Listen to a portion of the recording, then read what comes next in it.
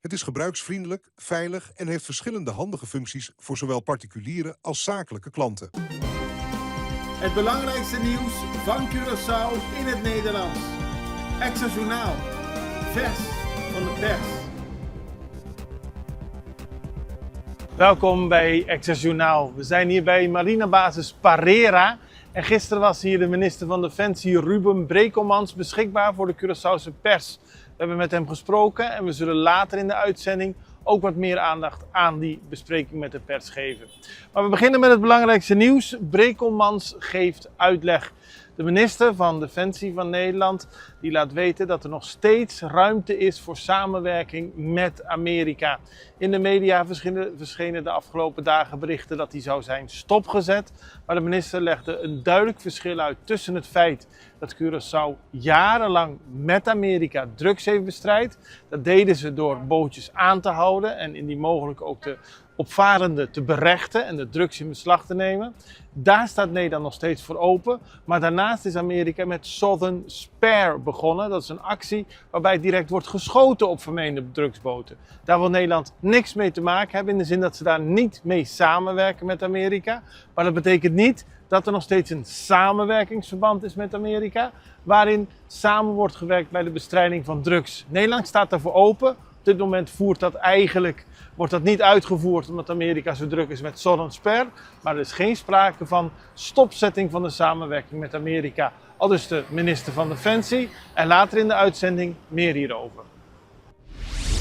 Het screeningsproces is opgestart. Dat meldt Extra vandaag. Er wordt gewerkt aan de screening van een nieuwe minister van Gezondheid, Natuur en Milieu op Curaçao. En dat komt natuurlijk omdat Javier Silvania die positie vervulde, maar die is momenteel parlementariër.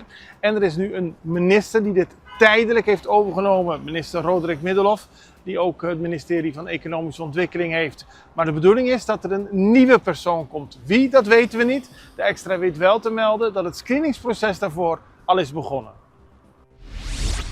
Nieuwe nummerplaten in februari, dat heeft minister Charles Cooper van Verkeer, Vervoer en Ruimtelijke Planning laten weten. De nieuwe nummerplaten worden in de derde week van februari worden die beschikbaar gesteld. Mensen kunnen dan hun nieuwe nummerplaat ophalen. Moet je natuurlijk wel altijd gewoon je wegenbelasting correct hebben betaald. En kunnen de mensen mee rondrijden. Het is bedoeld om te zorgen dat er een beter zicht is wie wel en wie niet de belasting betaalt. Maar ook zijn het mooie nieuwe nummerplaten. En de minister is blij dat met het ontwerp van Giovanni Attalita Curaçao een nieuwe vorm, een nieuwe nummerplaat heeft. Organisatie Solidair met Venezuela. Gisteren hebben vertegenwoordigers van verschillende organisaties een brief overhandigd aan het Venezolaanse consulaat. Het gaat onder meer om vertegenwoordigers van de organisaties Plataforma di Pueblo, Fundación Eagle Grupo Chavista, Fundación Corsao na Camina para Libertad, Movimento Causa Promé, Pueblo Soberano, Era Noble, Consejo de Escola Instituto y Estancia Independiente Corsao en Defensor Directa de Mucha. Het zijn dus verschillende organisaties die hebben laten weten dat ze de wijze waarop Amerika Nicolás Maduro heeft ontvoerd afwijzen. Ze zijn solidair met Venezuela en vinden er niet dat er op zo'n manier met de integriteit van Venezuela kan zijn gespeeld door Amerika. Tenminste, dat die op die manier is aangevallen. Het is dus een blijk van solidariteit. Moordverdachten weten van niets. Dat bleek gisteren tijdens de behandeling van een rechtszaak. Daar stonden 2 mannen terecht voor de moord die gepleegd is op 5 juni 2025 naar Seri Papaya. Daarbij kwam de 19-jarige Sherestone Benito om het leven. De 2 mannen die ervoor terecht staan, die zeggen niets te weten. Terwijl alle bewijzen er wel toe wijzen dat ze betrokken zijn geweest bij de moord. Maar de 2 hebben er gewoon voor gekozen om geen duidelijkheid van zaken te geven. Man veroordeeld wegens ontucht met 12-jarige. De rechter heeft gisteren een straf opgelegd van 3 jaar gevangenisstraf tegen een man die wordt veroordeeld wegens ontucht met een 12-jarige. Het gaat om een 48-jarige man uit Jamaica en die heeft voor een langere periode ontucht gepleegd met een 12-jarige. Dat speelde van januari 2025 tot september 2025. Hij zou seks met haar hebben gehad en hij zou haar hebben omgekocht met onder meer Kentucky, chips, geld en dergelijke, om op die manier te krijgen wat hij van de 12-jarige wilde hebben. Er was 5 jaar tegen hem geëist, maar uiteindelijk heeft de rechter 3 jaar opgelegd. Touma Festival opgedragen aan Aik Yesseroen. Het Touma Festival 2026 wordt dit jaar opgedragen aan Aik Yesseroen. 3 keer winnaar van het Touma Festival. En het was een verrassing voor hem toen hij gisteren te horen kreeg dat het aan hem wordt opgedragen. Hij was zeer vereerd. Het is natuurlijk ook iemand die altijd met heel veel smaak heeft meegedaan aan het Touma Festival. Dat wordt deze maand gehouden, want carnaval is vroeg dit jaar. En op deze manier weten we al aan wie het is opgedragen. Aan in ieder geval iemand die altijd het Touma Festival in zijn hart heeft gehad. Wij gaan nu even over naar een break. We zijn zo bij u terug.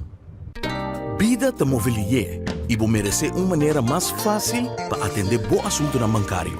Com a app novo de Banco de Caribe, tudo consta na bom alcance.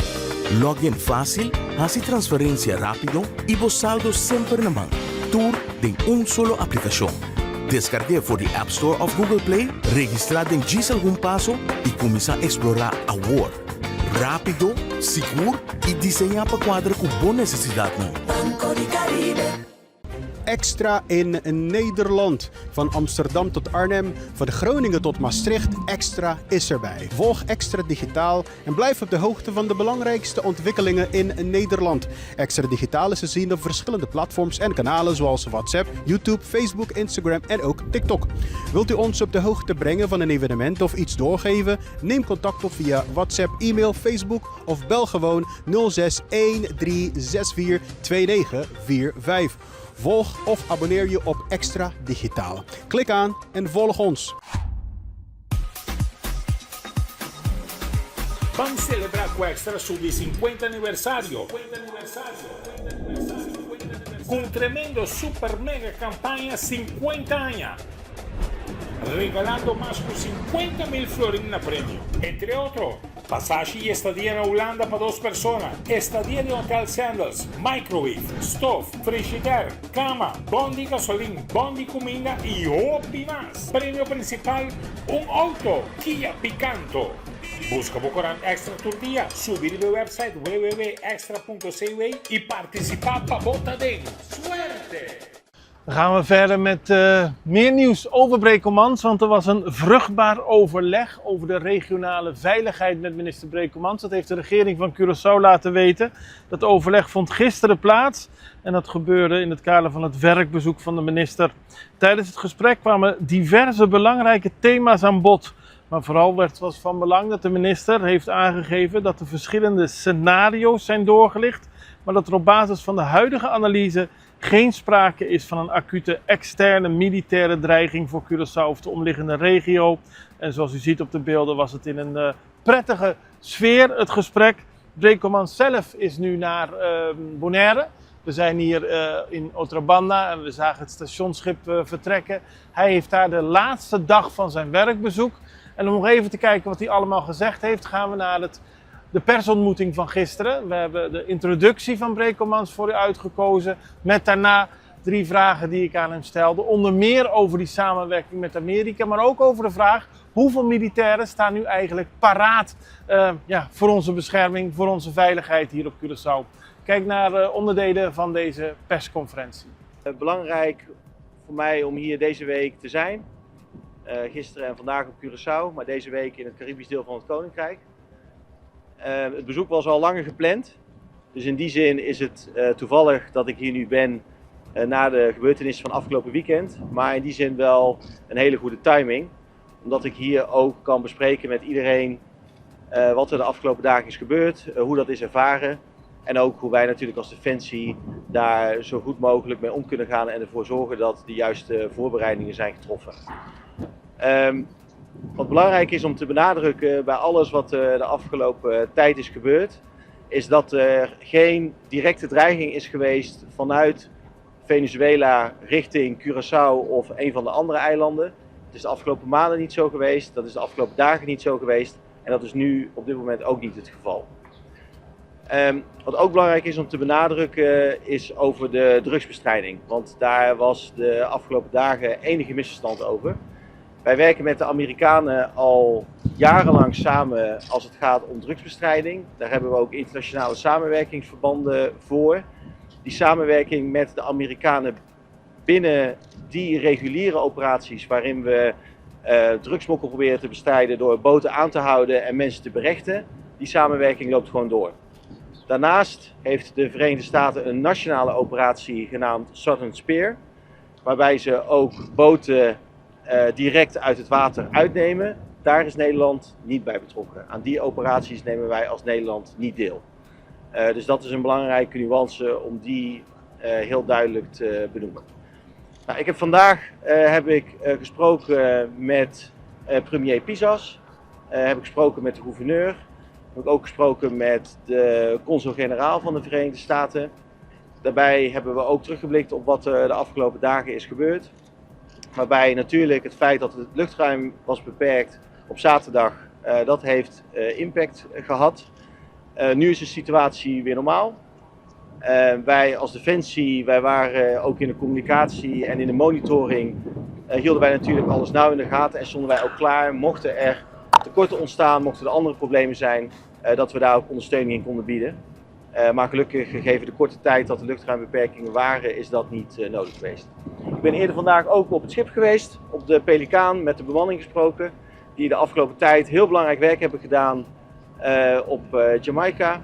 En in de ondersteuning naar de orkaan in de bevoorrading daarvan. Waar zij heel snel in acties hebben moeten komen. Ook veel flexibiliteit hebben getoond in de operaties die ze hebben uitgevoerd.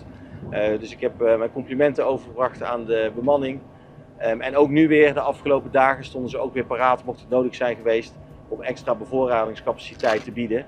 En ik denk dat het heel mooi is dat wij als Defensie daartoe in staat zijn, mochten er zich onverwachte situaties voordoen, dat we ook op verschillende scenario's zijn voorbereid en ook de benodigde ondersteuning daarin kunnen bieden.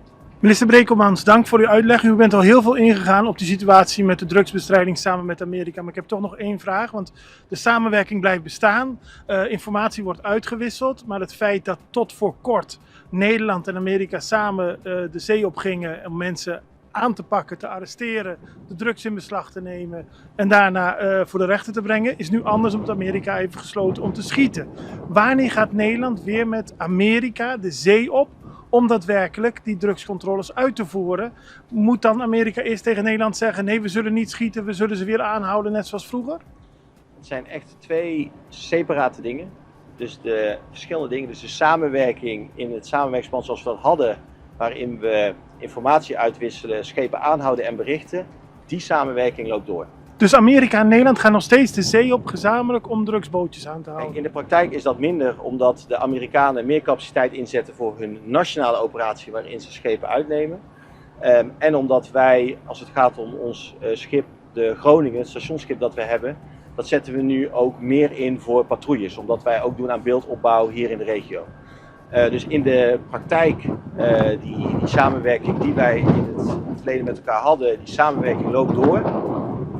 Maar de omvang daarvan die is minder geworden, omdat zowel de Amerikanen meer capaciteit inzetten voor een nationale operatie, waar wij niet aan deelnemen en niet in samenwerken. En omdat wij zelf een schip, de Groningen, nu vooral inzetten voor patrouilles om ervoor te zorgen voor beeldopbouw.